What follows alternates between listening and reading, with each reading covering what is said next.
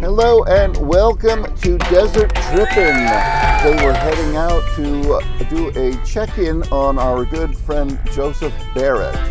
And if you've been following this channel, you've probably seen one or two of the previous videos we've done on Joe. We first met him about 3 years ago because we wanted to do an interview with him after meeting him online and getting to know him. He was an amazing person, an amazing subject because of not only his strong survivor instincts or his incredible creative drive, but probably the most striking thing about him is his ability to remain positive even in the face of being stricken with a horrible and devastating disease. He has multiple sclerosis, and so we met him and we were impressed with him. We did a quick video. A few weeks later, almost like I think the day after we interviewed him, he started a new drug treatment plan, and it was called Ocrevus. And when I checked in with him at like a month or two later, it was like a miracle. He was able to walk, he was able to move his hands, he could move muscles he hadn't moved in years. And then that's the last time we had him on the show. So fast forward to today.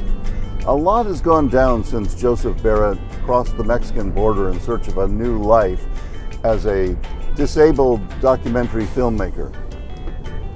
He's been robbed, drugged, chased by dogs, had all of his camera gear stolen, left for dead, abandoned, deceived, and had his identity stolen before being rescued by an angel who helped him get back to the US for life-saving medical treatment. And that was just his first attempt at living south of the border. He actually recovered from all that, did some additional research, and decided to make another attempt at relocating to Mexico, this time to a safer and more stable section of the country. That didn't end well either. Horrible things happened again. The people he thought he could trust betrayed him, and again he was robbed and left with no means to survive in a harsh and desperate land. Yet once again, by yet another miracle, in true Joe Barrett fashion, he somehow managed to get back to the US with the help of the State Department, some Mexican nuns, and a Mexican social worker who took pity on him. Now he's back in the States, living in a safe and clean care facility. His medical condition has gotten a bit worse. He's a little less mobile, and it's getting harder for him to operate cell phones, cameras, and sound equipment.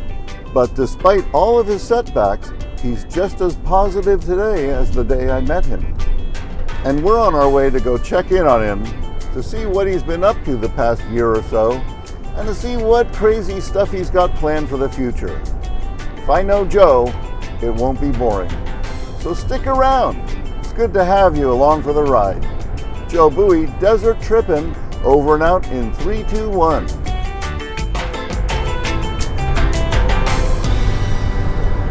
We're on the Glendale Freeway, south, approaching York Boulevard. I think we exit there. Let's get behind this cool car here. A blue Vet. Okay. York Boulevard. Bunch of people getting off here. Oh, we make a left.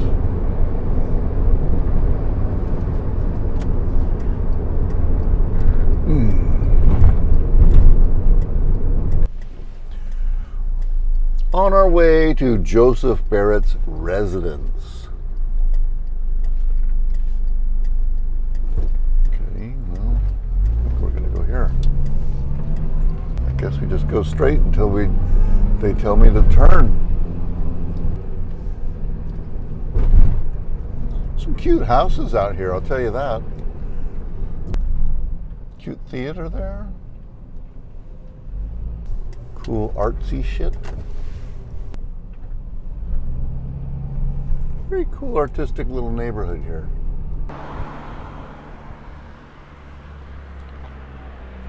So we made it. And we're going to HP Skilled Nursing and Wellness Centre, right there. Okay, I found Joe. I'm going to show you where he is, and then we're going to walk out there. Right there. See him? Very nice. The people here are kind of friendly, and we're going to go probably get some lunch soon.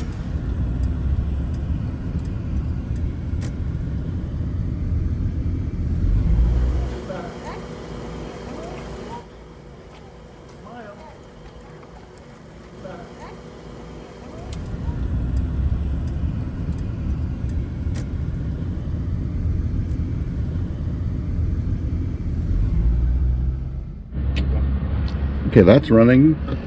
Okay, that's running. Okay, now I'm just going to do... Okay, so that's our sound thing. So Joe Barrett. Yes? How the heck are you, man? I'm doing good. You're back in the USA. Yeah, unfortunately, I'm back in the USA. Yep. But for a while, we were worried about you. Like, when I last saw Joe, he was getting his first Ocrevus, and it was like a miracle, like from the Bible, where he could walk again and he could move his hands again, and he had his power chair and he had all these great plans of going to Mexico and then doing a documentary on how a disabled person can get around. And right. Yeah, I at least got to the location, and I had it scouted out. I had the script written, everything ready to go, and this was in San Felipe, and then I got robbed. Yep. I got robbed a couple times, and my cameras got stolen. You were chased by dogs? Chased by dogs every time I went out on that chair, because they don't have many electric chairs down there. Yeah. And the dogs would just freak out when I came by. So were they biting you or just coming close? Well, they were giving me the attitude. Yeah. And coming close. But then I talked to a guy who was in Guatemala, and he gave me some good advice on how to avoid dog confrontations. And it's a real simple trick. But if a dog is chasing you, you should just stop. Okay. And just stop and look at them. Because they're playing a game. They're playing a game. And if you stop, you've messed up their game. Yeah. And they don't know what to do. So usually they'll stop and they'll look at you, and then they'll go on, you know. So anyone traveling in San Felipe, if you're chased by dogs, just stop. That's Joe's advice. Just stop, yeah. And there's a lot of dogs in San Felipe. So you ran off a lot of things that happened to you in that short time, right? And I remember talking to you a few times while you were down there, and weren't you like...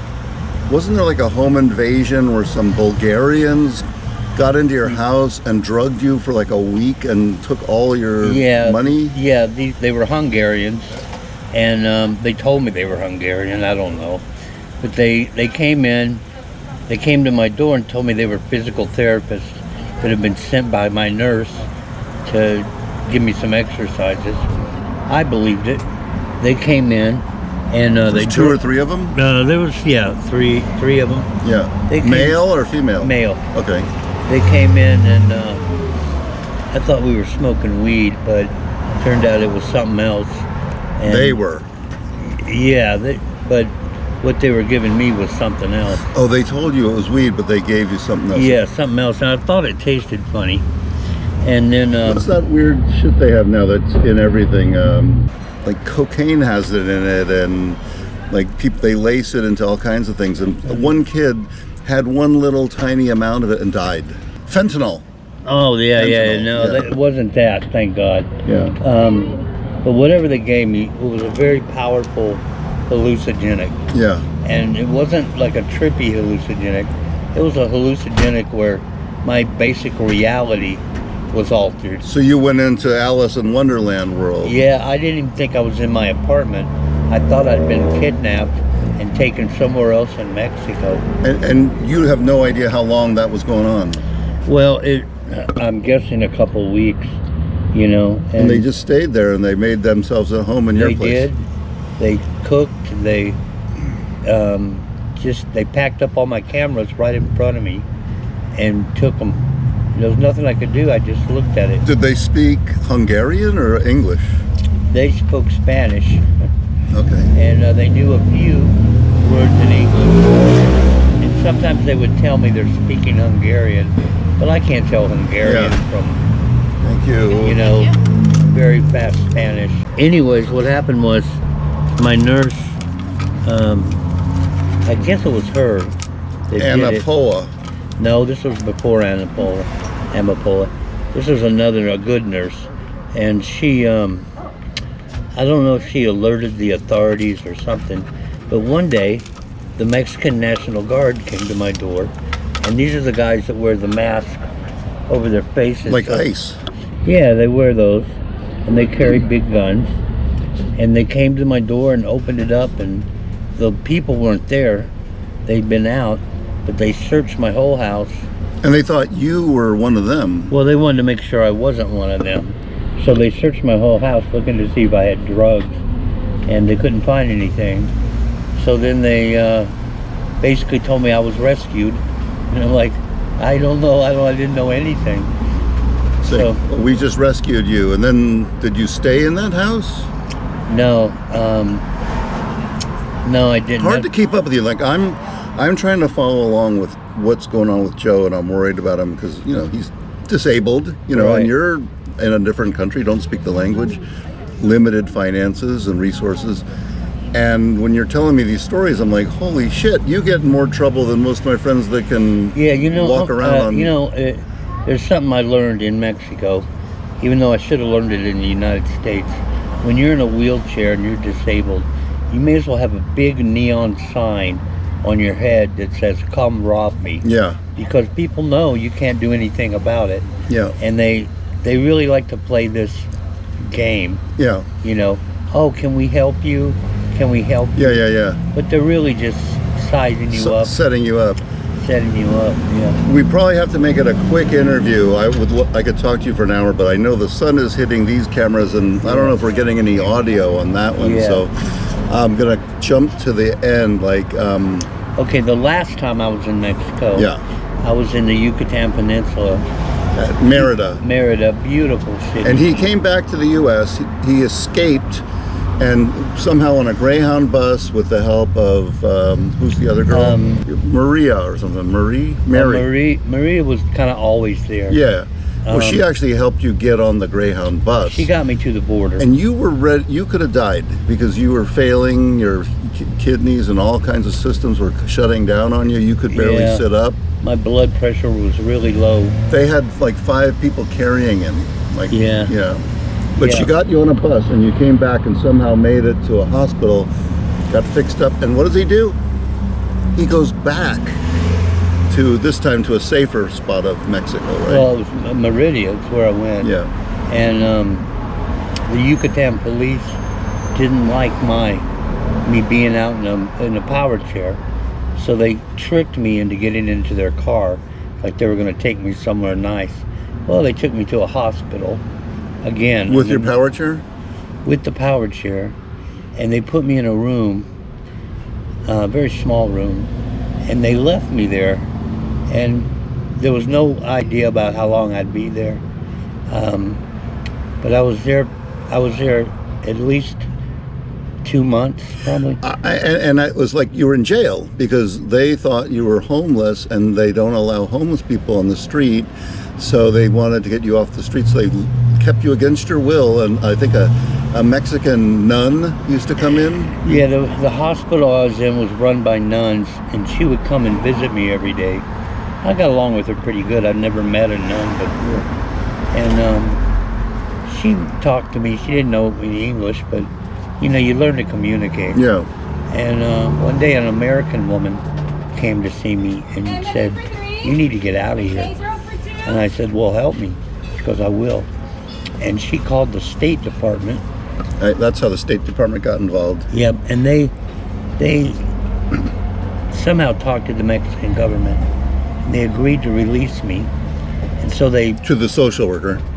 to the social worker, and then Named Kimmy. Kimmy, Okay. and Kimmy took me to the Mexican airport and put me on a commercial plane, and she came with me. Talk loud because this car's loud. Oh yeah. Yeah. And we flew to Mexico City. Yeah. And then to LAX. So I had to stay in a hotel in LAX one night, and the next morning I went to go find the new hotel that Kimmy told me she had paid for. Kimmy, in the meantime, has gone back to Mexico. On the way to the new hotel, I fell out of my chair. Yeah. They had to call an ambulance, and I'm back in the hospital again. Yeah, you've been jumping from hospitals to airplanes 2025 to jails. has been a year of hospitals. So there's nothing really wrong with me, except that I couldn't walk. Yeah. So they put me in a hospital, Huntington Hospital. I was in there for, I don't know how long. They had me in the ER for a long time. Then they transferred me where I'm at now. Yep. I'm in like a nursing home. A safe nursing home, by the way. With lousy food.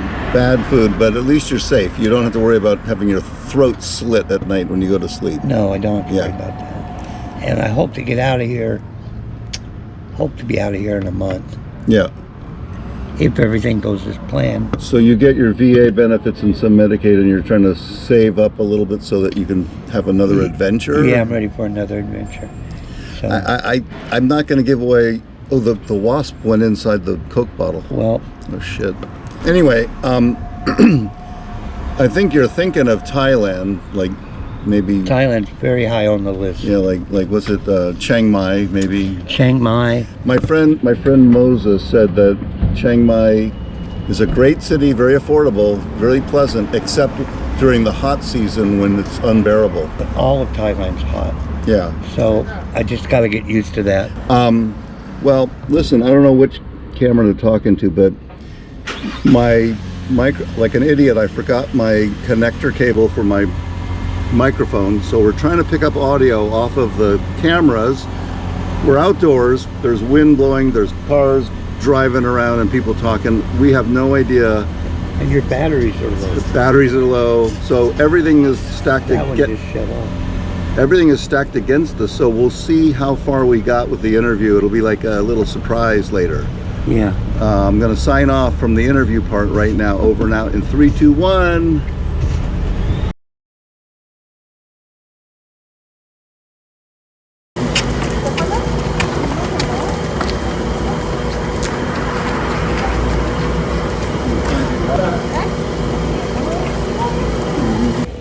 Okay, people, well, we just sat here and probably shot the shit for a good hour or two, right? And it's hot, and we feel like we've been in a sauna. I'm heading back.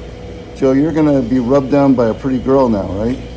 Yeah, that's usually the process. Yeah. That's the plan anyway. Yeah. But we had a nice visit. I think I got audio on that video, so I'm going to try to edit something together, and That'd be great. That was you fun. people will be the first to see it.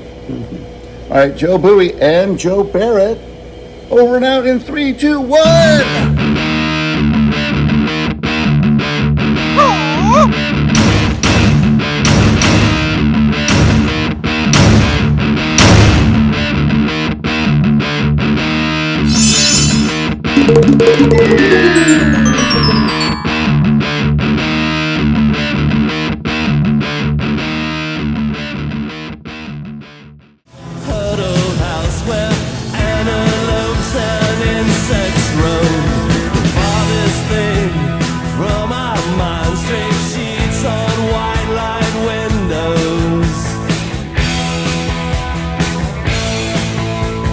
Please climb back next to me.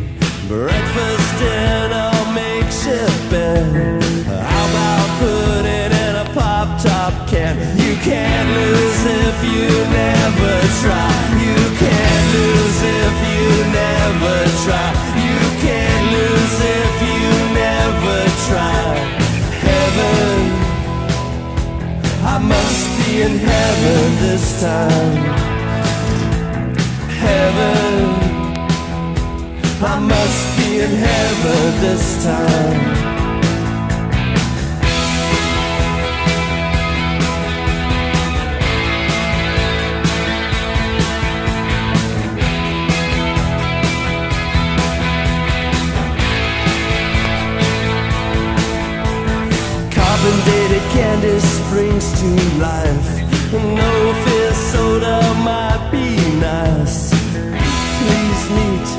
good friend Mouse, he keeps the carpet clean. My family are just so fine. Fiberglass mannequins raised in trash cans. I thank you for coming here. I hope I mean as much to you. I hope I mean as much to you. I hope I mean as much to you. Heaven, I must be in heaven this time. Heaven, I must be in heaven this time.